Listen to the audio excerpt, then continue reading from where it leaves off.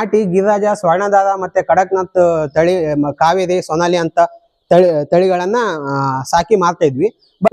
ಇದು ಒಂದೊಂದು 200 watt bulb, ಒಂದೊಂದು ಬಡಿಗೆ ಒಂದೊಂದು ವ್ಯಾಟ್. ಈ ಕೋಳಿ ಮರಿಗಳಂದ್ರೆ ಒಂದು ಸಣ್ಣ ಮಗುಗಳು ಹೆಂಗಿರ್ತಾವ ಮನುಷ್ಯರು, ಅದೇ ತರ ಇವನ್ನ ಕೇರ್ ಮಾಡ್ಬೇಕು. ಮೇನ್ ಬ್ರೂಡಿಂಗ್ ಮಾಡ್ತೀವಲ್ಲ, ಇದು ಯಾವ್ದು ಇದ್ರ ಮೇಲೆ ಮಾಡ್ತೀವಪ್ಪ ಅಂತಂದ್ರೆ ರೂಮ್ ಟೆಂಪರೇಚರ್ ಇದೇನಿರುತ್ತಲ್ಲ 90 ಡಿಗ್ರಿ ಫ್ಯಾರನ್ಹೀಟ್ ಅಥವಾ 30 ಡಿಗ್ರಿ ಸೆಲ್ಸಿಯಸ್ ಅಲ್ಲಿ ಈಸಿಯಾಗಿ ಮೊದಲನೇ ದಿವಸಕ್ಕೆ ಕೋಳಿ ಮರಿ ಬರುತ್ತೆ. ಬಂದ ತಕ್ಷಣ ನಾವು ಅದಕ್ಕೆ ಸ್ಟ್ರೆಸ್ ಆಗಿರುತ್ತೆ, ಅಲ್ಲಿಂದ ದೂರದಿಂದ ಪ್ರಯಾಣ ಮಾಡ್ಕೊಂಡ್ ಬಂದಿರುತ್ತಲ್ಲ. ಸೊ ಅವಾಗ ಸ್ವಲ್ಪ ಸಕ್ಕರೆ ಅಂಶ ಇರುವಂತದ್ದು ಬೆಲ್ಲದ ನೀರು ಅದನ್ನ ಕೊಡ್ತೀವಿ ನಾವು. ಅದಕ್ಕೆ ಸ್ವಲ್ಪ ಎನರ್ಜಿ ಸೋರ್ಸ್ ಬರ್ಲಿ ಅಂತ ಬೆಲ್ಲದ ನೀರನ್ನ ಕೊಡ್ತೀವಲ್ಲ. ಕೊಟ್ಟ ತಕ್ಷಣ ಅವಕ್ಕೆ ಒಂದೊಂದ್ ಮರಿಗಳನ್ನ ಒಳಗಡೆ ಹಾಕೋತಾ ಅವಕ್ಕೆ ಫಸ್ಟಿಗೆ ಒಂದೊಂದು ಡ್ರಾಪ್ ನೀರು ಮುಡಿಸ್ತೀವಿ. ಅವಕ್ಕೆ ನೀರ್ ಅದು ಗೊತ್ತಾಗ್ಲಿ, ನೀರ್ ಯಾವ್ದು ಫೀಡ್ ಯಾವ್ದು ಅಂತ ಗೊತ್ತಾಗ್ಲಿ. ನೀರಿಟ್ಟು ತಕ್ಷಣಲ್ಲೇ ನಾವು ಫೀಡ್ ಪ್ರಿಪೇರ್ ಮಾಡ್ಕೊಂಡಿರ್ತೀವಿ. ಸ್ವಲ್ಪ ನೀರ್ ಕುಡಿಯಾಕ್ಬಿಟ್ಟು ವಿತಿನ್ 5 minutes ಅಲ್ಲೇ ನಾವು ಫೀಡ್ ಎಲ್ಲ ಹಾಕಿ ಕೋಳಿ ಮರಿಗಳನ್ನ ನೋಡ್ಕೊಳ್ಳೋದು. ಫಸ್ಟ್ ಡೇ ವರ್ಲ್ಡ್ ಬಂದಾಗ 1ನೇ ದಿವಸದ ಮರಿಗೆ ನಾವು ಎಂ ಡಿ ವ್ಯಾಕ್ಸಿನ್ ಕೊಡ್ತೀವಿ. ಮತ್ತೆ 5 to 7 ದಿವಸ ನಡ್ಬೋಕೆ ನ್ಯೂ ಕ್ಯಾಸ್ಟಲ್ ಡಿಸೀಸ್ ಅಂತೀವಿ, ND ಅಥವಾ ರಾನಿಕೆಟ್ ಡಿಸೀಸ್ ಅಂತೀವಿ, ಅದು ವ್ಯಾಕ್ಸಿನ್ ಕೊಡ್ತೀವಿ. ಅದಾಕ್ಷಣ 14ನೇ ದಿವಸಕ್ಕೆ IBD ವ್ಯಾಕ್ಸಿನ್ ಹಾಕ್ತಿವಿ. ಅದಾದ ತಕ್ಷಣ ಮತ್ತೆ 21ನೇ ದಿವಸಕ್ಕೆ ಮತ್ತೆ ಇದು MD ಬೂಸ್ಟರ್ ಹಾಕ್ತಿವಿ. ಈ ತರ ನಾವು ಟೋಟಲ್ 4 ವ್ಯಾಕ್ಸಿನ್ ಹಾಕಿ 1 ತಿಂಗಳೊಳಗೆ 4 ವ್ಯಾಕ್ಸಿನ್ ಮಾಡಿ ಈಗ ಕೋಳಿ ಮರಿಗಳಿಗೆ ಅತಿ ಜಾಸ್ತಿ ಕಂಡು ಬರುವಂತ ರೋಗ ಲಕ್ಷಣಗಳು ಯಾವ್ಯಾವ ಇದಾವಲ್ಲ ಆ ವ್ಯಾಕ್ಸಿನ್ ಗಳನ್ನ ಹಾಕಿ ನಾವು ಕೊಟ್ಟಿರ್ತೀವಿ. ಸರಿ, ಅದು ಒಂದು ಮರಿ ಒಂದು ಹೆಚ್ಚು ಕಮ್ಮಿ 1.5 kg 2 kg ತನಕ ತಿರುತ್ತೆ ಒಂದ್ ತಿಂಗಳಿಗೆ. ಒಪಿನಿಯನ್ ಹೇಳ್ಬೇಕಪ್ಪ ಅಂತಂದ್ರೆ ಯಾವ್ದೇ ಸೀಸನ್ ಅಲ್ಲಾದ್ರೆ ಯಾವಾಗಾದ್ರೂ ಮಾಡ್ರಿ, ಎಲ್ಲ ಸೀಸನ್ ಅಲ್ಲ ಒಂಥರ ಲಾಭ ಇದೆ, ಒಂಥರ ನಷ್ಟ ಇರುತ್ತೆ. ನಮಸ್ಕಾರ ಸ್ನೇಹಿತರೆ, ಅಗ್ರಿಮೆಂಟ್ ಯೂಟ್ಯೂಬ್ ಚಾನಲ್ಗೆ ಸ್ವಾಗತ. ನಾವು ರೈತರ ಚಾನಲ್, ರೈತರಿಗೆ ವಿಶೇಷ ವಿಡಿಯೋ ಕೊಡ್ತೀವಿ. ಅದೇ ರೀತಿ ವಿಶೇಷ ವಿಡಿಯೋ ಇಲ್ಲಿ ಶಿವಮೊಗ್ಗದ ಪಶುವೈದ್ಯಕೀಯ ಮಹಾವಿದ್ಯಾಲಯದ 5ನೇ ವರ್ಷದ ವಿದ್ಯಾರ್ಥಿಗಳು ಇಲ್ಲಿ ಕೋಳಿ ಸಾಕಾಣಿಕೆ ಮಾಡ್ತಾ ಇದಾರೆ. ಯಾವ ತರ ಕೋಳಿ ಸಾಕಾಣಿಕೆ ಮಾಡ್ತಾ ಇದಾರೆ, ಯಾವ ತರ ಫೀಡ್ ಆಗ್ತಾ ಇದಾರೆ, ಯಾವ ತರ ರೋಗ ಮೇಂಟೈನ್ ಮಾಡ್ತಾ ಇದಾರೆ, ಈಗ ಬೇಸಿಗೆಗಾಲ, ಈ ಬೇಸಿಗೆಗಾಲದಲ್ಲಿ ಯಾವ ತರ ಶೆಡ್ ಮೇಂಟೈನ್ ಮಾಡ್ಬೇಕು, ಎಲ್ಲಾ ಮಾಹಿತಿಯನ್ನು ತಿಳ್ಕೊಳಕ್ಕೆ ಮುಂಚೆ ನಮ್ಮ ಚಾನಲ್ ಯಾರು ಸಬ್ಸ್ಕ್ರೈಬ್ ಆಗಿ ಶೇರ್ ಮಾಡಿ, ಕಮೆಂಟ್ ಮಾಡಿ. ಶೆಡ್ ಹೋಗೋಕಿನ ಮುಂಚೆನ KMNF ಡಿಪ್ ಮಾಡ್ಬೇಕು. ಯಾಕಂದ್ರೆ ಯಾವ್ದೇ ರೋಗ ಇದ್ರು ಆಂಟಿಸೆಪ್ಟಿಕ್ ಆಗಿ ಆಕ್ಟ್ ಆಗುತ್ತಿದ್ದು. ಇಲ್ಲಿ ನೋಡ್ತಾ ಇರ್ರಿ.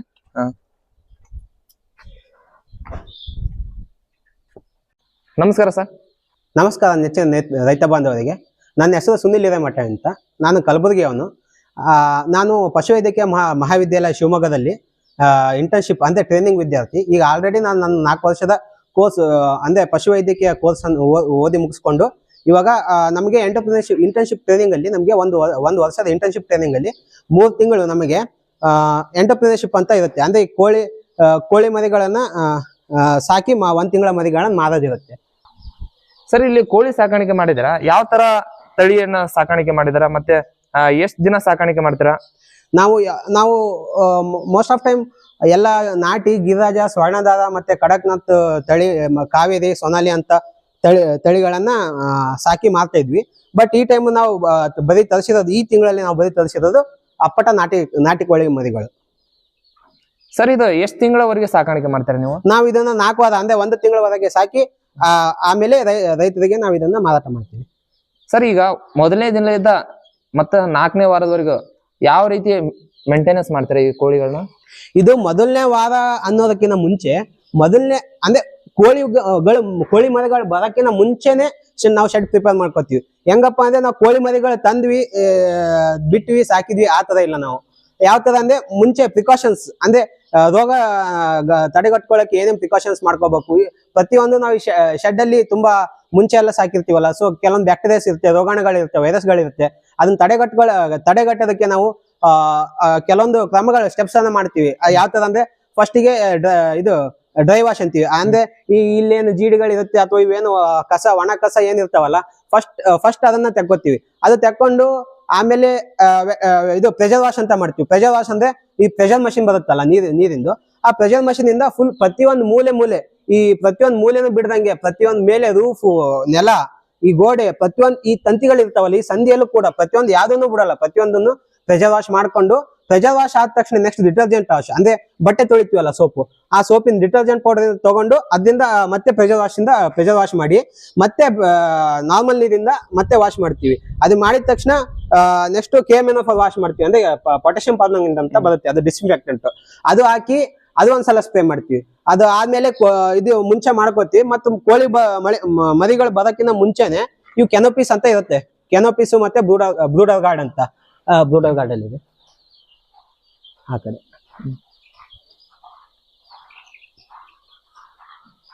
ಇವಾಗ ಬ್ರೂಡರ್ ಗಾರ್ಡ್ ತೆಗೆದಿರಾ ಸರ್ ನೀವೀಗ? ಇವಾಗ ನಾವು ಬ್ರೂಡರ್ ಗಾರ್ಡ್ ತೆಗೆದು ಇವಾಗ ಒಂದು ವಾರ ಆಯ್ತು ನಾವು ತೆಗೆದು. ಈಗ ಸ್ಟಾರ್ಟಿಂಗ್ ಕೋಳಿ ಮರಿಗಳು ಬರೋಕ್ಕಿಂತ ಮುಂಚೆ ಏನ್ ಮಾಡ್ತೀವಪ್ಪ ಅಂತಂದ್ರೆ, ಈಗ ಇದು ಲೈಟ್ ಸೋರ್ಸ್ ಇದೆ, ಹೀಟ್ ಸೋರ್ಸ್.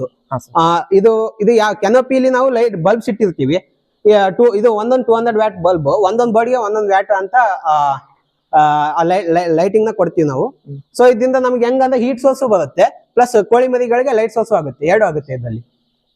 ಇದನ್ನ ನಾವು ಕೋಳಿ ಮರಿಗಳು ಬರೋಕ್ಕಿಂತ 2 ಅವರ್ಸ್ ಮುಂಚೆ ಲೈಟ್ಸ್ ನ ಆನ್ ಮಾಡಿ ಇಟ್ಕೋಬೇಕು. ಅಂದ್ರೆ ಮೊದಲನೇ ದಿನ ನೀವು ಕೋಳಿ ಮರಿಗಳನ್ನ ಬೇರೆ ಸ್ಥಳದಿಂದ ತರ್ತಾ ಇರ್ತಾರಲ್ಲ, ನಾವಿಲ್ಲಿ ತರೋದು ಮೊದಲನೇ ದಿವಸದ 1 ದಿವಸದ ಕೋಳಿ ಮರಿಗಳನ್ನ ಡೇ ಓಲ್ಡ್ ಚಿಕ್ ಅಂತ ಹೇಳ್ತೀವಿ ನಾವು. 1 ದಿವಸದ ಕೋಳಿ ಮರಿಗಳನ್ನ ತಗೊಂಡ್ಬಂದು 1 ವಾರ ತನಕ ಸಾಕಿ, 1 ತಿಂಗಳ ಸಾಕಿ ಮಾರೋದು. ಇದು 2 ಅವರ್ಸ್ ಬಿಫೋರ್, ಅಂದ್ರೆ 2 ಗಂಟೆಗಳ ಹಿಂದೆನೆ ಈ ಲೈಟ್ಸ್ ನ ಆನ್ ಮಾಡ್ಕೊಂಡು ಇಟ್ಕೊಂಡಿರ್ತೀವಿ. ಮತ್ತೆ ಅದಕ್ಕಿಂತ ಮುಂಚೆ ಇದು ಅಸ್ಕ್ ಹಾಕೊಂಡಿರ್ತೀವಿ. ಅಸ್ಕು ಅಂದ್ರೆ ಇದು ಏನು ಭತ್ತದ ಹೊಟ್ಟೆ ಅಂತದಲ್ಲ, ಇದನ್ನ ತಂದಿರ್ತೀವಿ. ಹೇಳಿದ್ದೆ, ಈ ಭತ್ತದ ಹೊಟ್ಟೆನ ಹಾಕ್ತಿವಲ್ಲ, ಇದು ಹಾಕಿದ ತಕ್ಷಣ ನಾವು QAC ಕ್ವಾಟರ್ನ ಅಮೋನಿಯಂ ಕಾಂಪೌಂಡ್ಸ್ ಒಂದ್ಸಲ ಎಲ್ಲ ಸ್ಪ್ರೇ ಮಾಡ್ಕೊತೀವಿ. ಮಾಡ್ಕೊಂಡು ಆಮೇಲೆ ಕೋಳಿ ಮರಿಗಳು ಬರೋಕಿನ 12 to 24 ಅವರ್ಸ್ ಹಿಂದೆ, ಅಂದ್ರೆ ಎಸ್ಪೆಷಲಿ 12 ಅವರ್ಸ್ ಹಿಂದೆ ನಾವು ಫಿಮಿಗೇಷನ್ ಅಂತ ಮಾಡ್ಕೋತೀವಿ. ಫಿಮಿಗೇಷನ್ ಅಂದ್ರೆ ಏನಪ್ಪಾ ಅಂತಂದ್ರೆ, ಈ ಫಾರ್ಮೆಲಿನ್ ಅಂತ ಇರುತ್ತೆ ಒಂದು ಲಿಕ್ವಿಡ್. ಆ ಫಾರ್ಮುಲಿನ ಲಿಕ್ವಿಡ್ ಅಲ್ಲಿ PP ಸೊಲ್ಯೂಷನ್ ಅಂತ ಆಗಲೇ ಫುಟ್ಪಾತ್ ಏನ್ ಮಾಡಿದ್ವಲ್ಲ, ಅದ್ರಲ್ಲಿ ಆ ಕೆಮಿಕಲ್ ಹಾಕಿ ಫಿಮಿಗೇಷನ್ ಅಂದ್ರೆ ಹೊಗೆನ ಬದಸ್ತೀವಿ. ಅದು ಹೊಗೆ ಬದಸ್ಕೊಂಡು ಪ್ರತಿಯೊಂದು ಆ ಟೈಮಲ್ಲಿ ಪ್ರತಿಯೊಂದು ಕರ್ಟನ್ಸ್ ಎಲ್ಲ ಕ್ಲೋಸ್ ಇರಬೇಕು. ಒಳಗಡೆಯಿಂದ ಹೊರಗಡೆ ಯಾವ ಗಾಳಿನೂ ಬರ್ಬಾರ್ದು, ಆ ತರ ನೋಡ್ಕೊಂಡು. ಇದು ಯಾವಾಗಪ್ಪ ಅಂದ್ರೆ ಕೋಳಿ ಮರಿಗಳು ಬರೋಕಿನ 12 ಗಂಟೆ ಮುಂಚೆ ಮಾಡ್ಕೊಂಡು, ಮತ್ತೆ 2 ಗಂಟೆ ಮುಂಚೆ ಈ ಲೈಟಿಂಗ್ಸ್ ನ ಕೆನೋಪೀಸ್ ಲೈಟಿಂಗ್ಸ್ ಆನ್ ಮಾಡ್ಕೋತೀವಿ. ಈ ಲೈಟಿಂಗ್ಸ್ ಹೆಂಗಪ್ಪ ನಮ್ಗೆ ಯಾವ ತರ ಯೂಸ್ ಆಗುತ್ತೆ ಅಂದ್ರೆ, ಒಂದು ಹೀಟ್ ಸೋರ್ಸ್ ಕೋಳಿ ಮರಿಗಳಿಗೆ ಕಾವು ಕೊಡಕ್ಕೆ, ಮತ್ತೆ ಇನ್ನೊಂದು ಲೈಟ್ ಸೋರ್ಸ್ ಅವಕ್ಕೆ ಲೈಟ್ ಆಗುತ್ತೆ. ಸರಿ, 2 ತಾಸಿಗಿನ ಮುಂಚೆನೆ ಲೈಟ್ ಆನ್ ಮಾಡ್ಬೇಕಂತ ಹೇಳಿದೆ. ಯಾಕೆ 2 ತಾಸು ಮುಂಚೆನ ಆನ್ ಮಾಡ್ಬೇಕು ನಾವು? ಯಾಕಪ್ಪ ಅಂತಂದ್ರೆ, ಈಗ ಈ ಕೋಳಿ ಮರಿಗಳಂದ್ರೆ ಒಂದು ಸಣ್ಣ ಮಗುಗಳು ಹೆಂಗಿರ್ತಾವ ಮನುಷ್ಯರು, ಅದೇ ತರ ಇವನ್ನ ಕೇರ್ ಮಾಡ್ಬೇಕು. ಈಗ ಕೋಳಿ ಮರಿಗಳಲ್ಲಿ, ಈಗ ದೊಡ್ಡ ಕೋಳಿ ಮರಿಗಳಲ್ಲಿ ಈಗ ನಾನು ನಿಮ್ಗೆ ಏನ್ ಬ್ರೂಡಿಂಗ್ ಅಂತ ತೋರಿಸಿದ್ನಲ್ಲ, ಇದು ಹೀಟ್ ಸೋರ್ಸ್ ಅಂತ ಹೇಳಿದೆ. ಹೀಟ್ ಸೋರ್ಸ್ ಏನಕ್ಕಪ್ಪ ಅಂದ್ರೆ, ಕೋಳಿ ಮರಿಗಳಿಗೆ ಇನ್ನು ಒಂದು ಏನು ಥರ್ಮೋರೆಗ್ಯುಲೇಷನ್ ಅಂತ ಹೇಳ್ತೀವಿ. ಅವ್ ಬಾಡಿಲಿ ಇದು ಹೀಟ್ ಅನ್ನ ಜನರೇಟ್ ಮಾಡ್ಕೊಳ್ಳೋಂಥದ್ದು, ಹೀಟ್ ಅನ್ನ ಜಾಸ್ತಿ ಹೆಚ್ಚು ಕಮ್ಮಿ ಮಾಡ್ಕೊಳ್ಳೋಂಥ ಕೆಪಾಸಿಟಿ ಇರಲ್ಲ ಡೇ ಓಲ್ಡ್ ಚಿಕ್ ಅಲ್ಲಿ. ಅದು ಬರೋಕೆ ಕ್ರಮೇಣವಾಗಿ ಡಿಪೆಂಡ್ ಅಪಾನ್ ಕ್ಲೈಮೇಟ್ ಮತ್ತೆ ಟೆಂಪರೇಚರ್ ಯಾವ ತರ ನೋಡ್ಕೋತೀವಲ್ಲ, ಅದ್ರ ಮೇಲೆ ಡಿಪೆಂಡ್ ಆಗಿ 1 ವಾರ 10 ದಿವಸ ಆ ತರ ನಾವು ಬ್ರೂಡಿಂಗ್ ಅನ್ನ ಕೊಡ್ಬೇಕಾಗತ್ತೆ ಹೀಟ್. ಅವಾಗ ಬರ್ತಾ ಅದ ಏನಾಗುತ್ತೆ ಅಂದ್ರೆ, ಕೋಳಿ ಮರಿಗಳಲ್ಲಿ ಥರ್ಮೋರೆಗ್ಯುಲೇಷನ್ ಅಂದ್ರೆ ಹೀಟ್ ಮೇಂಟೈನ್ ಮಾಡ್ಕೊಳ್ಳೋಂಥದ್ದು ಕೆಪಾಸಿಟಿ ಬೆಳೆಯುತ್ತೆ. ಅದು ಬೆಳೆಯೋ ತನಕ ನಾವು ಈ ಹೀಟ್ ಸೋರ್ಸ್ ನ ಕೊಡ್ಬೇಕು. ಅದೇ ಮೇನ್ ರೀಸನ್. ಕೊಟ್ಟಿಲ್ಲಪ್ಪ ಅಂದ್ರೆ ಏನಾಗುತ್ತೆ, ಕೋಳಿ ಮರಿಗಳು ಸ್ಟ್ರೆಸ್ಗೆ ಸತ್ತೋಗ್ತವೆ. ಸರಿ, ಬ್ರೂಡರ್ ಗಾರ್ಡ್ ಅಂತ ಹೇಳಿದ್ರೆ, ಬ್ರೂಡರ್ ಗಾರ್ಡ್ ಯಾಕೆ ಹಾಕ್ಬೇಕು, ಮತ್ತೆ ಒಂದು ಬ್ರೂಡರ್ ಗಾರ್ಡ್ ಅಲ್ಲಿ ಎಷ್ಟು ಮರಿಗಳನ್ನ ಹಾಕ್ಬೇಕು ನಾವು? ಅದೇ ನಾ ಆಗ್ಲೇ ತೋರ್ಸ್ದಂಗೆ ನಿಮ್ಗೆ ಬ್ರೂಡರ್ ಗಾರ್ಡ್ ಇತ್ತಲ್ಲ, ಒಂದು ಬ್ರೂಡರ್ ಗಾರ್ಡ್ ಎಷ್ಟು ಮರಿಗಳ ಅಂತಲ್ಲ, ಅಂದ್ರೆ ಡಿಪೆಂಡ್ ಅಪಾನ್ ಸೈಜ್. ನೀವು ಬ್ರೂಡರ್ ಗಾರ್ಡ್ ಎಷ್ಟು ದೊಡ್ಡ ಸೈಜ್ ಮಾಡ್ಕೋತಿರಲ್ಲ, ಆ ಸೈಜ್ ಮೇಲೆ ನಿಮ್ಗೆ ಗೊತ್ತಾಗುತ್ತೆ ಎಷ್ಟು ಮರಿಗಳನ್ನ ಬಿಟ್ಕೋಬೇಕಂತ. ಅದು ಬಿಟ್ಕೊಂಡು ಅದ್ರ ಮೇಲೆ ಎಷ್ಟು ಮರಿಗಳು ಇರ್ತಾವಲ್ಲ, ಅದ್ರ ಮೇಲೆ ಒನ್ ವ್ಯಾಟ್ ಪರ್ 1 ಬರ್ಡ್ ಅಂತ, ಅದು ಎಷ್ಟು ವ್ಯಾಟ್ ಆಗುತ್ತೆ, ಎಷ್ಟು ಬರ್ಡ್ಸ್ ಇರುತ್ತೆ, ಅದು ಕೌಂಟ್ ಮೇಲೆ ಲೈಟ್ ಸೋರ್ಸ್ ನ ಹಾಕೋತೀವಿ. ಇನ್ನೊಂದು ಬರೀ ಬ್ರೂಡಿಂಗ್ ಗಾರ್ಡ್ ಹಾಕೊಂಡು ಲೈಟ್ ಸೋರ್ಸ್ ಮೇಂಟೈನ್ ಮಾಡೋದ್ರಿಂದ ನಮ್ ಟೆಂಪರೇಚರ್ ಮೇಂಟೈನ್ ಆಗೋದಿಲ್ಲ. ಅದಕ್ಕೆ ಕ್ರಮೇಣವಾಗಿ ಎಷ್ಟು ಮರಿಗಳಿರ್ತವೆ, ಎಷ್ಟು ಬಲ್ಬ್ ಹಾಕೋಬೇಕು, ಅದು ಒಂದು ನೋಡ್ಬೇಕು. ಮತ್ತೆ ಕರ್ಟನ್ಸ್ ಮೇಲ್ಗಡೆ ಮಾಡೋದು, ಕೆಳಗಡೆ ಮಾಡೋದು, ಅವೆಲ್ಲ ನೋಡ್ಕೊಳ್ತಿರ್ಬೇಕು. ಸರಿ, ಈಗ ಹೊರಗಡೆ ಕರ್ಟನ್ ಎಲ್ಲ ಮೇಂಟೈನ್ ಮಾಡಿದ್ರ, ಈ ಕರ್ಟನ್ ಉದ್ದೇಶ ಏನಿದು? ಇದು ಕರ್ಟನ್ ಉದ್ದೇಶ ಏನಪ್ಪಾ ಅಂತಂದ್ರೆ, ಅದೇ ಇದು ಹೊರಗಡೆಯಿಂದ ಒಳಗಡೆ ಯಾವ್ದೇ ತದಂತದ್ದು ಏನೊಂದು ದೂಸ ಆಗಿರೋದು ವಸ್ತುಗಳು ಬರಬಾರ್ದು, ಅದೊಂದು ಕಾರಣಕ್ಕೆ. ಮತ್ತೆ 2ನೇ ಕಾರಣ ಏನಪ್ಪಾ ಅಂತಂದ್ರೆ, ಅದೇ ಟೆಂಪರೇಚರ್ ಮೇಂಟೆನೆನ್ಸ್. ಈಗ ನೋಡ್ರಿ, ಇವಾಗ ಡೇ ಟೈಮ್ ಇದೆ, ಇವಾಗ ಸೆಕೆ ಜಾಸ್ತಿ ಇದೆ. ಕೋಳಿ ಮರಿಗಳಿಗೆ ಇವಾಗ ಅವಕ್ಕೆ ಗಾಳಿ ಬೇಕು, ಅಂದ್ರೆ ಹೀಟ್ ಜಾಸ್ತಿ ಇದೆ ಅಲ್ಲ, ರೂಮ್ ಟೆಂಪರೇಚರ್. ಇದು ನಾವು ಮೇನ್ ಬ್ರೂಡಿಂಗ್ ಮಾಡ್ತೀವಲ್ಲ, ಇದು ಯಾವ್ದು ಇದ್ರ ಮೇಲೆ ಮಾಡ್ತೀವಪ್ಪ ಅಂತಂದ್ರೆ ರೂಮ್ ಟೆಂಪರೇಚರ್. ಇದೇನಿರುತ್ತಲ್ಲ 90 ಡಿಗ್ರಿ ಫ್ಯಾರನ್ಹೀಟ್ ಅಥವಾ 30 ಡಿಗ್ರಿ ಸೆಲ್ಸಿಯಸ್ ಅಲ್ಲಿ, ಈಸಿಯಾಗಿ ಹೇಳ್ಬೇಕಂದ್ರೆ 30 ಡಿಗ್ರಿ ಸೆಲ್ಸಿಯಸ್ ಮೇಂಟೈನ್ ಮಾಡಬೇಕು. ಅದು ಮಾಡಿದ್ರೆ ಕೋಳಿ ಮರಿಗಳಿಗೆ ಸೂಕ್ತವಾದ ಟೆಂಪರೇಚರ್ ಅದು ಬೆಳೆಯೋಕೆ ಮತ್ತೆ ಇದು ಮಾಡೋಕೆ. ಅದು ನಿಮ್ ರೈತರಿಗೆ ನಿಮ್ ಟೆಂಪರೇಚರ್ ಮಾಡ್ಕೊಳ್ಳೋದು ಗೊತ್ತಾಗಿಲ್ಲಪ್ಪ ಅಂತಂದ್ರೆ, ಇದು ಹಳ್ಳಿಂಗ್ ಅಂತ ಕರಿತೀವಿ ನಾವು. ಈ ಹಳ್ಳಿಂಗ್ ಅಂದ್ರೆ ಹೆಂಗಪ್ಪ ಅಂತಂದ್ರೆ, ಇವಾಗ ನೋಡ್ಬೋದು ನೀವು, ಸೆಕೆ ಇದೆ. ಈಗ ಕೋಳಿ ಮರಿಗಳು ಒಂದ್ ಜಾಗದಲ್ಲಿ ಒಂದ್ ಗುಂಪಲ್ಲಿ ಇಲ್ಲ, ಸುತ್ತಾಗಿ ಎಲ್ಲ ಕಡೆ ಹರ್ಕೊಂಡಿದೆ. ಬಟ್ ಅದೇ ಚಳಿ ಇದ್ದಾಗ ಏನ್ ಮಾಡುತ್ತಪ್ಪ ಅಂತಂದ್ರೆ ಒಂದೇ ಕಡೆ ಮಧ್ಯದಲ್ಲಿ ಬಂದು ಎಲ್ಲ ಒಂದ್ರ ಮೇಲೆ ಒಂದ್ ಹಾಕೊಂಡು ಗುಂಪು ಕಟ್ಕೊಂಡು ಅದನ್ನ ಟೆಂಪರೇಚರ್ ನಾವು ಮೇಂಟೈನ್ ಮಾಡ್ಕೋತವೆ, ಅದಕ್ಕೆ ಹಳ್ಳಿಂಗ್ ಅಂತೀವಿ. ಸೊ ಆ ತರ ಟೆಂಪರೇಚರ್ ನ ಮೇಂಟೈನ್ ಮಾಡ್ಕೋ ಸಲುವಾಗಿ ಅದು ಹಳ್ಳಿಂಗ್ ಹಾಕಿ ಕೊಡಬಾರ್ದು. ಒಂದಕ್ಕೊಂದು ಮೇಲೆ ಗುಂಪು ಹಾಕೊಂಡು ಇರ್ತಾವಲ್ಲ, ಒಂದು ಮೇಲೆ ಒಂದು ಗುಂಪು ಹಾಕೊಂಡಾಗ ಒಂದಕ್ಕೊಂದು ತುಳಿದ ಅಡಿ ಮಾಡಿ ಉಸಿರಾಟ ತೊಂದರೆಯಾಗಿ ಕೋಳಿ ಮರಿಗಳು ಡೆತ್ ಆಗ್ತವೆ. ಸೊ ಆ ಡೆತ್ ಆಗ್ಬಾರ್ದು ಮೇನ್ ಕಾರಣಕ್ಕೆ ನಾವು ಟೆಂಪರೇಚರ್ ಮೇಂಟೈನ್ ಮಾಡೋದು. ಆ ಟೆಂಪರೇಚರ್ ಮೇಂಟೈನ್ ಮಾಡೋದೇ ಹೇಳಿರೋದು ಸೋರ್ಸ್ ಇದು canopy, light source, heat source ಅಥವಾ ಮತ್ತೆ ಇದು ಕರ್ಟೆನ್ಸ್. ಈಗ ಡೇ ಟೈಮ್ ಅಲ್ಲಿ ಏನ್ ಮಾಡ್ತೀವಿ ನಾವು, ಈಗ ಇದು ಇವಾಗ ಬೇಸಿಗೆ ಅಲ್ವಾ, ಇವಾಗ ಸೆಕೆ ಜಾಸ್ತಿ ಇದೆ. ಸೊ ಹಾಗಾಗಿ ಕರ್ಟೆನ್ಸ್ ನ ಎತ್ತುತ್ತೀವಿ ನಾವು ಡೇ ಟೈಮ್. ಲಿಫ್ಟ್ ಮಾಡಿದಾಗ ಏನಾಗುತ್ತೆ, ಗಾಳಿ ಹೊರಗಡೆಯಿಂದ ಹೊರಗಡೆ, ಹೊರಗಡೆಯಿಂದ ಹೊರಗಡೆ ಬರುತ್ತೆ. ಸೊ ಅವಾಗ ಇಲ್ಲಿ ರೂಮ್ ಟೆಂಪರೇಚರ್ ಮೇಂಟೈನ್ ಆಗುತ್ತೆ. ಸೊ ನೈಟ್ ಆದಾಗ ಏನಾಗುತ್ತೆ, ಬರ್ತಾ ಬರ್ತಾ ಸ್ವಲ್ಪ ಚಳಿ ಜಾಸ್ತಿ ಆಗುತ್ತೆ. ಅವಾಗ ಎಲ್ಲ ಹಳ್ಳಿಂಗ್ ಆಗಿ ಚಾಲು ಆಗುತ್ತೆ. ಅವಾಗ ಏನ್ ಮಾಡ್ತೀವಿ ಅಂದ್ರೆ ಕರ್ಟೆನ್ಸ್ ಕೆಳಗಡೆ ಇಳಿಸ್ಕೊತೀವಿ. ಕೆಳಗಡೆ ಇಳಿಸ್ಕೊಂಡು ಕಟ್ಕೊಂಡು ಆಮೇಲೆ ಬ್ಲೂಟೂತ್ ಗಾರ್ಡ್ ಲೈಟ್ಸ್ ನ ಆನ್ ಮಾಡ್ಕೋತೀವಿ. ಲೈಟ್ಸ್ ಆನ್ ಮಾಡ್ಕೊಂಡಾಗ ಅವಾಗ ಮತ್ತೆ ಸ್ಪ್ರೆಡ್ ಆಗ್ತಾ ಹೋಗ್ತವೆ. ಈ ತರ ನಾವು ಟೆಂಪರೇಚರ್ ಮೇಂಟೈನ್ ಮಾಡೋದು. ಇದೇ ರೀಸನ್, ಇದೇ ಮೇನ್ ರೀಸನ್ ಬ್ರೂಡಿಂಗ್ ಮಾಡಕ್ಕೆ. ಸರಿ, ಮೊದಲನೇ ದಿನದಿಂದ ಕೋಳಿ ಮರಿ ತರ್ತೀರಾ, ಅವನ್ನ ಯಾವ ರೀತಿ ಸಾಕಾಣಿಕೆ ಮಾಡ್ತೀರಾ ನೀವು? ಅದೇ ಮೊದಲನೇ ಮರಿ ಕೋಳಿ ಮರಿ ತರ್ತೀವಲ್ಲ, ಮೊದಲನೇ ದಿವಸಕ್ಕೆ ಕೋಳಿ ಮರಿ ಬರುತ್ತೆ. ಬಂದ ತಕ್ಷಣ ನಾವು ಅದಕ್ಕೆ ಸ್ಟ್ರೆಸ್ ಆಗಿರುತ್ತೆ, ಅಲ್ಲಿಂದ ದೂರದಿಂದ ಪ್ರಯಾಣ ಮಾಡ್ಕೊಂಡ್ ಬಂದಿರುತ್ತಲ್ಲ.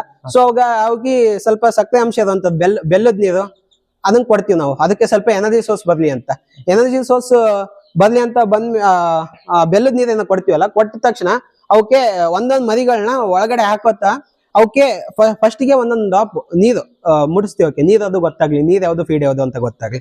ನೀರಿಟ್ಟು ತಕ್ಷಣ ನಾವು ಫೀಡ್ ಪ್ರಿಪೇರ್ ಮಾಡ್ಕೊಂಡಿರ್ತೀವಿ. ಸ್ವಲ್ಪ ನೀರ್ ಕುಡಿಯಾಕ್ ಬಿಟ್ಟು ವಿತಿನ್ 5 minutes ಅಲ್ಲೇ ನಾವು ಫೀಡ್ ಎಲ್ಲ ಹಾಕಿ ಕೋಳಿ ಮರಿಗಳನ್ನ ನೋಡ್ಕೊಳ್ಳೋದು. ಫಸ್ಟ್ ಡೇ ವರ್ಲ್ಡ್ ಬಂದಾಗ, ಮತ್ತೆ ಫಸ್ಟ್ ಡೇ ಬಂದಾಗ ನಾವು ವ್ಯಾಕ್ಸಿನೇಷನ್ ಮಾಡ್ಕೋತೀವಿ. MD ಅಂತ ಬರುತ್ತೆ, ಅದು ವ್ಯಾಕ್ಸಿನೇಷನ್ ಮಾಡ್ಕೊತೀವಿ, ಮರೆಕ್ಸ್ ಡಿಸೀಸ್.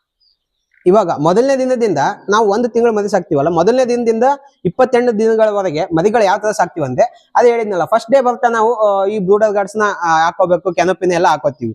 ಮತ್ತೆ ಬ್ರೂಡರ್ ಗಾರ್ಡ್ ಏನ ಹಾಕೊಂಡಿರ್ತೀವಲ್ಲ ನಾವು, ಅವಕ್ಕೆಲ್ಲ ಕೆಳಗಡೆ ಈ ಭತ್ತದ ಹೊಟ್ಟಿರುತ್ತಲ್ಲ, ಈ ಭತ್ತದ ಹೊಟ್ಟು ಕೋಳಿ ಮರಿಗಳು ತಿನ್ಬಾರ್ದಂತ ನಾವ್ ಏನ್ ಮಾಡ್ತೀವಿ, ಪೇಪರ್ ಹಾಕಿರ್ತೀವಿ. ಆ ಪೇಪರ್ ಮೇಲೆ ಈ ಫೀಡರ್ ಡ್ರಿಂಕರ್ ಇಟ್ಟು ಅದ್ರ ಮೇಲೆ ಕೋಳಿ ಮರಿಗಳನ್ನ ಬಿಡ್ತೀವಿ. ಯಾಕಂದ್ರೆ ಒಂದ್ ದಿವಸದ ಕೋಳಿ ಮರಿಗಳಿಗೆ ಈ ಭತ್ತದ ಹೊಟ್ಟಾದ ಊಟನ ಅಥವಾ ನಾವು ಇಲ್ಲಿ ಪ್ರಿಪೇರ್ ಮಾಡ್ಕೊಡ್ತೀವಲ್ಲ ಅದು ಊಟ ನಾವು ಡಿಫ್ರೆನ್ಸ್ ಗೊತ್ತಿರಲ್ಲ.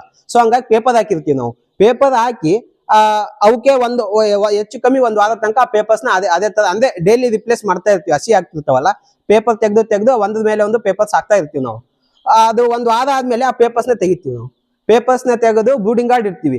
ಬ್ರೂಡಿಂಗ್ ಗಾರ್ಡ್ ಅದೇ ಡಿಪೆಂಡ್ ಅಪಾನ್ ಇದು ಟೆಂಪರೇಚರ್, ಕ್ಲೈಮೇಟ್, ಮತ್ತೆ ಅವು ಹಡ್ಲಿಂಗ್ ಆಗ್ತಿದಾವ, ಸೈಜ್ ಹೆಂಗಿದಾವೆ, ಬೆಳಿತಿದಾವ ಏನು, ಅಥವಾ ಕೆಲವೊಂದು ಬ್ರೂಡರ್ ಗಾರ್ಡ್ಸ್ ಗಿಂತ ಹೊರಗ್ ಟ್ರೈ ಮಾಡ್ತಿದಾವ, ಅವೆಲ್ಲ ಅವ್ದು ಲಕ್ಷಣಗಳನ್ನ ನೋಡ್ಕೋತೀವಿ. ಟೆಂಪರೇಚರ್ ಮತ್ತೆ ಇವೆಲ್ಲ ಮೇಂಟೆನೆನ್ಸ್ ಎಲ್ಲ ನೋಡ್ಕೊಂಡು ನಾವು ಹೆಚ್ಚು ಕಮ್ಮಿ ಅಂದ್ರೆ ಒಂದು 10 ದಿವಸದ ತನಕ ಬ್ರೂಡರ್ ಗಾರ್ಡ್ ಇಟ್ಟಿರ್ತೀವಿ. 10 ದಿವಸ ಆದ್ಮೇಲೆ ಬ್ರೂಡರ್ ಗಾರ್ಡ್ ಅನ್ನ ತೆಗ್ದಿರ್ತೀವಿ ನಾವು. 10 ದಿವಸ ಆದ್ಮೇಲೆ ಬ್ರೂಡರ್ ಗಾರ್ಡ್ ತೆಗಿತೀವಲ್ಲ, ಅದಾದ ತಕ್ಷಣ ನಾವು ಈ ತರ ಹೊರಗಡೆ ಬಿಟ್ಟಿರ್ತೀವಿ ಕೋಳಿ ಮರಿಗಳನ್ನ. ಇದೇ ತರ 28 ದಿವಸಗಳ ತನಕ ಸಾಕ್ತಿವಿ. ಮತ್ತೆ ಈ ಫೀಡು ಮತ್ತೆ ವಾಟರ್ ಇರುತ್ತಲ್ಲ, ಇದು ಅಡ್ಲಿಬಿಡಮ್ ಅಂದ್ರೆ ಅವು ಎಷ್ಟು ತಿಂತವೆ ತಿನ್ಲಿ, ಎಷ್ಟು ಕುಡಿತವೆ ಕುಡಿಲಿ ಅಂತ ಕಂಟಿನ್ಯೂಸ್ ಹಂಗೆ ಆಗ್ತಾನೆ ಇರ್ತೀವಿ ನಾವು 24x7 ಡೇಸ್. ಸರಿ, ಈಗ ರೋಗ ನಿಯಂತ್ರಣಕ್ಕೆ ಯಾವ ರೀತಿ ಕ್ರಮ ಕೈಗೊಳ್ತೀರಿ ಇದರಲ್ಲಿ?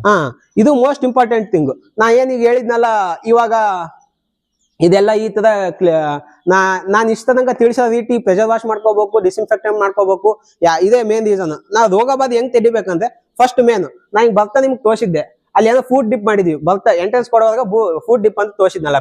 ಹೋಗೋಕಿನ ಮುಂಚೆನ KMNF ಡಿಪ್ ಮಾಡ್ಬೇಕು. ಯಾಕಂದ್ರೆ ಯಾವ್ದೇ ರೋಗ ಇದ್ರು ಆಂಟಿಸೆಪ್ಟಿಕ್ ಆಗಿ ಯಾಕೆ ಆಗ್ತಿದ್ವು ಇಲ್ಲಿ ನೋಡ್ತಾ ಇರ್ರಿ.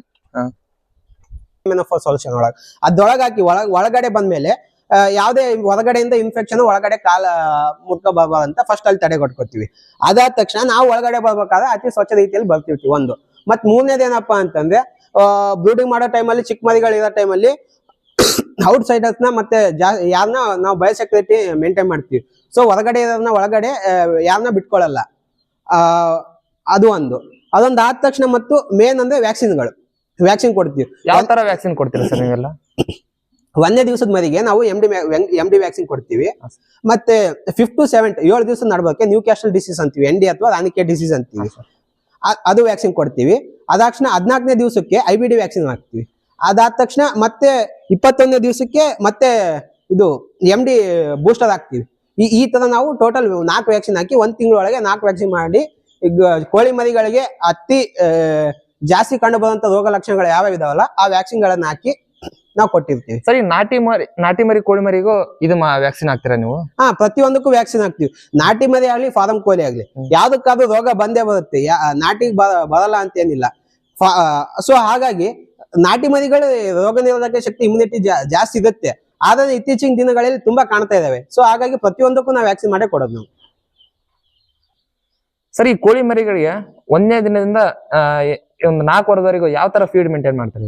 1ನೇ ವಾರದಿಂದ 4ನೇ ವಾರದ ತನಕ ಅಂತಂದ್ರೆ ಫಸ್ಟಿಗೆ ನಾವು ಬಂದಾಗ ನಾವು ಇಲ್ಲಿ ಫೀಡು ನಮ್ದೇ ಇಲ್ಲಿ ನಾವು ಪಶುವೈದ್ಯಕೀಯ ವಿದ್ಯಾರ್ಥಿಗಳಾದಾಗಿಂದ ನಮ್ದೇ ಇಲ್ಲಿ ನ್ಯೂಟ್ರಿಷನ್ ಅಂತ ಒಂದು ಡಿಪಾರ್ಟ್ಮೆಂಟ್ ಇದೆ. ಅಲ್ಲಿ ಹೋಗಿ ನಾವು ಫೀಡ್ ಫಾರ್ಮುಲೇಷನ್ ಮಾಡ್ಕೊತೀವಿ. ಫೀಡ್ ಫಾರ್ಮುಲೇಷನ್ ಅಂದ್ರೆ ಈ ಕೋಳಿ ಮರಿಗಳಿಗೆ ಬೆಳೆಯೋದಕ್ಕೆ ಅವಕ್ಕೆ ಎಷ್ಟು ಗ್ರಾಮ್ ಪ್ರೋಟೀನ್ ಬೇಕು, ಎಷ್ಟು ಕಾರ್ಬೋಹೈಡ್ರೇಟ್ ಬೇಕು, ಮತ್ತೆ ಎಷ್ಟು ಫ್ಯಾಟ್ ಬೇಕು, ವಿಟಮಿನ್ಸ್ ಎಷ್ಟು ಬೇಕು, ಮಿನರಲ್ಸ್ ಎಷ್ಟು ಬೇಕು, ಅದು ಒಂದು ಸೈಂಟಿಫಿಕ್ ಬ್ಯಾಲೆನ್ಸ್ಡ್ ಫೀಡ್ ಅಥವಾ ಬ್ಯಾಲೆನ್ಸ್ಡ್ ಡಯಟ್ ಅಂತ ಹೇಳ್ತೀವಿ ನಾವು. ಅಂದ್ರೆ ಪ್ರತಿಯೊಂದು ಪ್ರೋಟೀನ್ ಅಲ್ಲಿ, ಕ್ಯಾಲ್ಸಿಯಂ ಅಲ್ಲಿ, ವಿಟಮಿನ್ಸ್ ಅಲ್ಲಿ, ಮಿನರಲ್ಸ್ ಅಲ್ಲಿ, ಮತ್ತೆ ಫ್ಯಾಟ್ಸ್ ಅಲ್ಲಿ ಪ್ರತಿಯೊಂದು ಬ್ಯಾಲೆನ್ಸ್ ಕೋಳಿ ಮರಿಗಳಿಗೆ ತಿನ್ನಕ್ಕೆ ಏನ್ ಬೇಕು ಆ ಯೋಗದ ರೀತಿಲಿ ಆ ತರದ ಒಂದು ಫೀಡ್ ಅನ್ನು ನಾವು ಫಾರ್ಮುಲಾ ಮಾಡ್ತೀವಿ.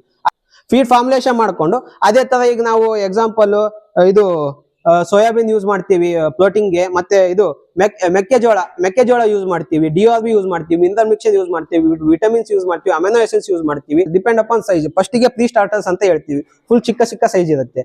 ಅದನ್ನ ಕೊಟ್ಟು ಒಂದ್ 10 ದಿವಸ ಆದ ತಕ್ಷಣ ಪ್ರೀ ಸ್ಟಾರ್ಟರ್ ಮತ್ತು ಸ್ಟಾರ್ಟರ್ಸ್ ನ 2 ಮಿಕ್ಸ್ ಮಾಡಿ ಕೊಡ್ತೀವಿ. ಮತ್ತೆ ಕ್ರಮೇಣವಾಗಿ ಸ್ಟಾರ್ಟರ್ ಫೀಡ್ ಅಂದ್ರೆ ದಪ್ಪ ಸೈಜ್ ಇಂದ ಫೀಡ್ ನ ಕೊಡ್ತಾ ಹೋಗಕ್ಕೆ ಸ್ಟಾರ್ಟ್ ಮಾಡ್ತೀವಿ.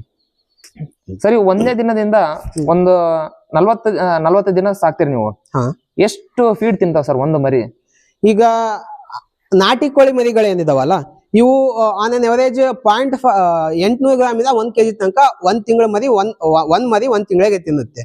ಅದೇ ಗಿರಿರಾಜ ಇದೆ ಅಲ್ಲ, ಗಿರಿರಾಜ ಸ್ವರ್ಣದಾರ ಇದಾವಲ್ಲ, ಅದು ಒಂದು ಮರಿ ಒಂದು ಹೆಚ್ಚು ಕಮ್ಮಿ 1.5 kg ದಿಂದ 2 kg ತನಕ ತಿನ್ನುತ್ತೆ ಒಂದ್ ತಿಂಗಳಿಗೆ. 2 kg ಅಂದ್ರೆ ಸುಮಾರು ಒಂದು 40 ರೂಪಾಯಿ kg ಫೀಡ್ ಹಿಡಿದ್ರು ಸುಮಾರು 80 ರೂಪಾಯಿ ಬರೀ ಫೀಡ ತಿನ್ನತ್ತ ಇದು. ಆರಾಮಾಗಿ ತಿನ್ನುತ್ತೆ. ಸರಿ, ಮರಿಗಳಿಗೆ ದಿನಕ್ಕೆ ಎಷ್ಟು ಬೇರೆ ನೀರ್ ಹಾಕ್ತೀರಾ, ಎಷ್ಟು ಬೇರೆ ವಿಟಮಿನ್ಸ್ ಹಾಕ್ತೀರಾ, ಎಷ್ಟು ಬೇರೆ ಫೀಡ್ ಹಾಕ್ತೀರಾ? ಈಗ ನಾವು ಎಷ್ಟು ಬಾರಿ ಅಂತಿಲ್ಲ, ಎಡ್ಲಿ ಬಿಟ್ಟಮ್ ಅಂದ್ರೆ ಅವು ಎಷ್ಟು ತಿಂತಾವೆ ತಿನ್ಲಿ, ಎಷ್ಟು ಕುಡಿತಾವೆ ಕುಡಿಲಿ ಆತರ. ನಾ ಈಗ ಇಲ್ಲಿ ನೀರ್ ತಯಾರು ಮಾಡಿ ಹಾಕಿ ಇಟ್ಟಿದೀವಿ ನಾವು. ಇದು ನೀರ್ ಖಾಲಿ ಆಯ್ತಾ ಮತ್ತೆ ಹೊಸ ನೀರ್ ಫೀಡ್ ತಯಾರು ಮಾಡಿ ಮತ್ತೆ ಹಾಕಿ ಮತ್ತೆ ಇಡ್ತೀವಿ. ಎಷ್ಟು ಕುಡಿತಾವ ಅವು ತೃಪ್ತಿ ಆಗಷ್ಟು ತಿಂದಷ್ಟು ಫೀಡ್ ಮತ್ತೆ ವಾಟರ್ ಕಂಟಿನ್ಯೂಸ್ ಆಗಿ ಹಾಕ್ತಾನೆ ಇರ್ತೀವಿ ನಾವು. ಸರ್, ಅದು ಫೀಡ್ ವಾಟರಿಂಗ್ ಕಲರ್ ಇದೆಯಲ್ಲ ಯಾಕೆ? ಇದು ಕಲರ್ ಏನಕ್ಕಪ್ಪ ಚೇಂಜ್ ಇದೆ ಅಂತಂದ್ರೆ ಈ ನೀರಲ್ಲಿ ನಾವು ವಿಟಮಿನ್ಸ್ ಮತ್ತೆ ಮಿನರಲ್ಸ್ ಅದೇನ್ ಲಿಕ್ವಿಡ್ ಬರುತ್ತಲ್ಲ ಅದನ್ನ ಮಿಕ್ಸ್ ಮಾಡಿ ಕೊಡ್ತಿರ್ತೀವಿ ನಾವು ಕೋಳಿ ಮರಿಗಳಿಗೆ ಒಳ್ಳೆ ಗ್ರೋತ್ ಸಿಗ್ಲಿ ಅಂತ. ಸೊ ಹಾಗಾಗಿ ನೀರಲ್ಲಿ ವಿಟಮಿನ್ಸ್ ಮತ್ತೆ ಮಿನರಲ್ಸ್ ನ ಮಿಕ್ಸ್ ಮಾಡಿ ಕೊಡ್ತಿರ್ತೀವಿ. ಸರ್, ಈ ಕೋಳಿ ಸಾಕಾಣಿಕೆ ಸುಮಾರು ಈಗ ರೈತರು ಮಾಡ್ಬೇಕಂದ್ರೆ ಯಾವ ತಿಂಗಳಲ್ಲಿ ಮಾಡಿದ್ರೆ ಬೆಸ್ಟ್?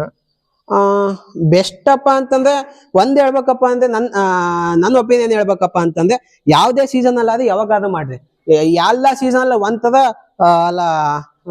ಲಾಭ ಇದೆ, ಒಂಥರ ನಷ್ಟ ಇರುತ್ತೆ.